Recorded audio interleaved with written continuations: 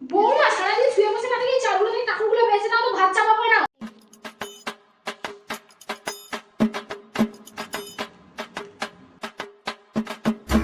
মা বলছি যে চাল ফাল বাছার কোনো দরকার নেই, আমি এমনি খেয়ে নেবো।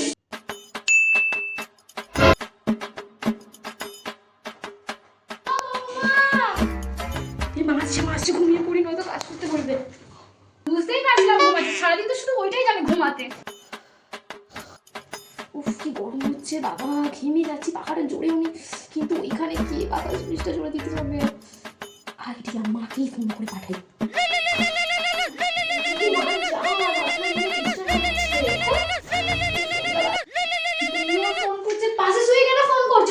মা বলছে একটু ওই অব্দি গেছেন, যেখানে একটু পাখাটা জোরে করে দিন না, ওই জন্য এত করে যে পাখাটা উঠে জোর করতে হয়, তার জন্য আমাকে তুললে, আমি এই পাখাটা অফ করে চলে গেলাম, নিজে উঠে চালাও।